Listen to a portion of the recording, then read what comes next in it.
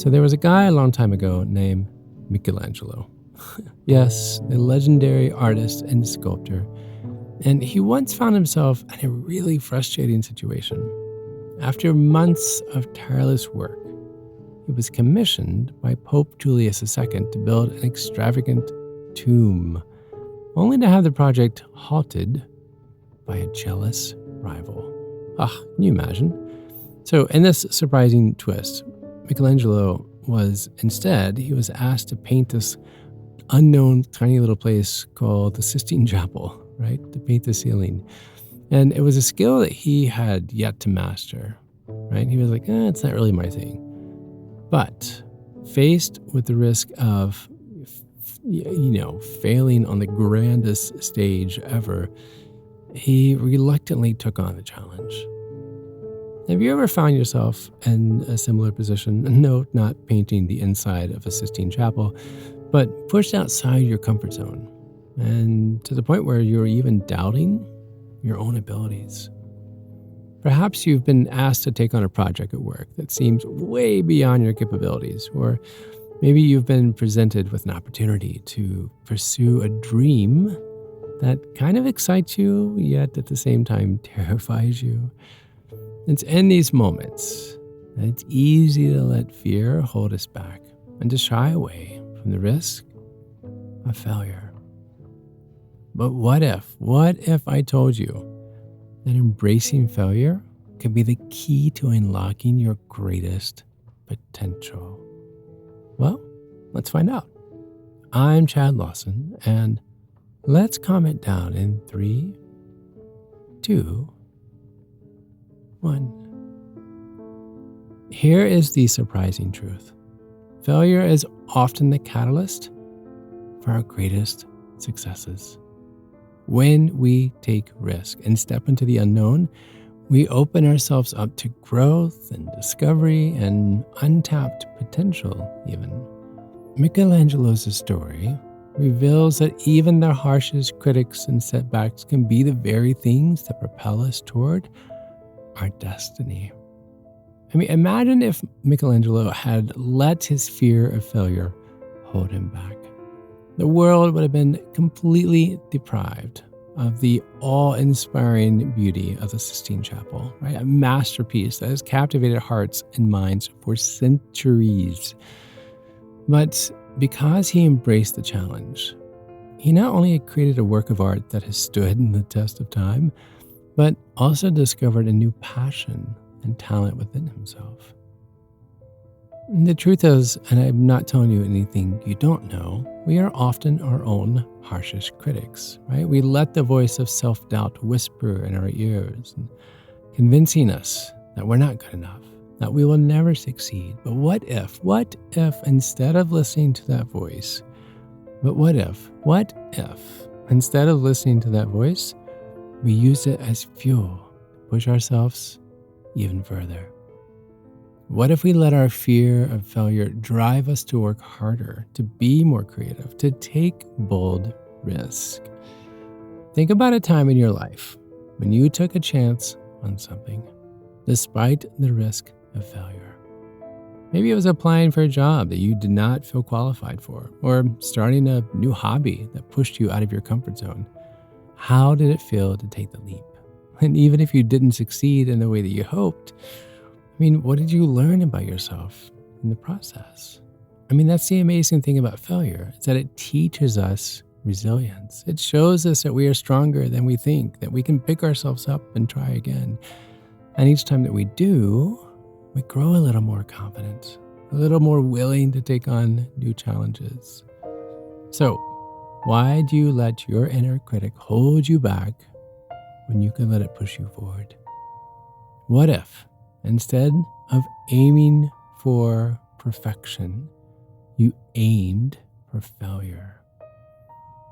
Because when we reframe failure as this opportunity to grow and to learn and to just expand your horizons, you can transform obstacles into stepping stones on the path to success.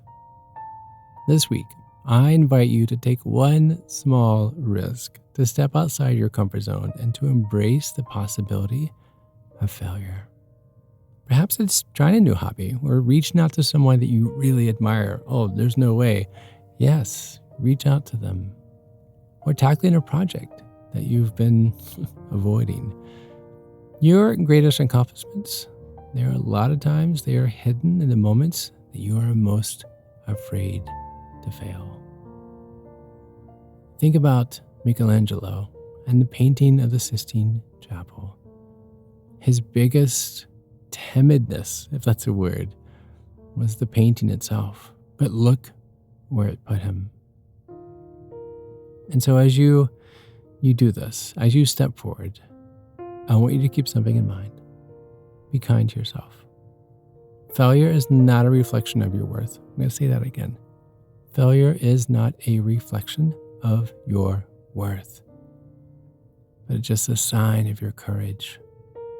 And when you do stumble, remember that every misstep is still a step that brings you closer to your potential. So embrace the lessons. Be okay with failure. Own it. Let failure teach you something. And then use it. Use it to grow. Because in the end, Michelangelo's story reminds us that our limits, they're often just an illusion, right? When we dare to fail, we open the door to a world of possibilities. We discover new talents. We discover new passions and opportunities that we would have never found had we just played it safe. So take that first bold step and trust that your greatest masterpiece is waiting to be unveiled. Embrace failure. Treat it like it's a friend, right? Like a teacher, like a guide to your dreams. And keep in mind, even the greatest artists and inventors and leaders of history, they had to fail their way to success. As the great Thomas Edison once said, "I have not failed. I have just found 10,000 ways that won't work." Ah, what a great mindset. So keep trying, keep learning, keep growing. Your failures are not the end of your story, but the beginning of a new chapter. Aim for failure. Thank you. Thank you for trying. Thank you for aiming. Thank you for moving forward a step at a time in every episode that you've been listening to. Thank you for listening. Thank you for living. And of course, as you know, be kind to your mind. And join me again next time as we calm it down.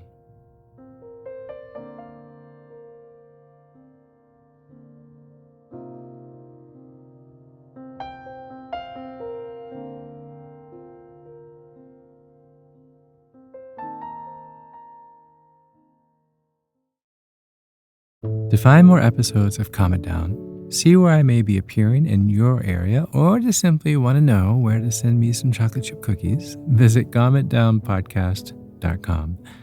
This podcast was written and produced by yours truly, Chad Lawson, composer, pianist, and nationally recognized Sweet Tooth.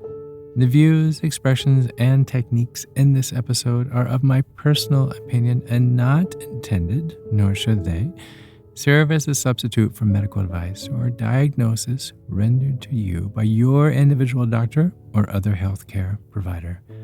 Only a licensed physician should evaluate your situation, provide a diagnosis, or render other medical advice to you, and you should only act upon the advice of this physician. Now, I'm an extreme empath by nature, but my profession is that of a composer and pianist, not a licensed therapist or physician.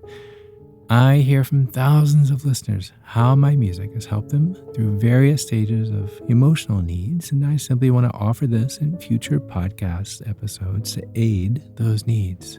So to find a list of licensed professionals in your area, please visit calmitdownpodcast.com. And if you've enjoyed today's episode, please leave a review, or better yet, share it with a friend. While it takes less than 60 seconds to do, its impact will last for years to come, as every little bit helps in growing the awareness and the importance of mental and emotional health. Thank you for listening. Thank you for living. And until next time, be kind to your mind and join me again as we calm it down.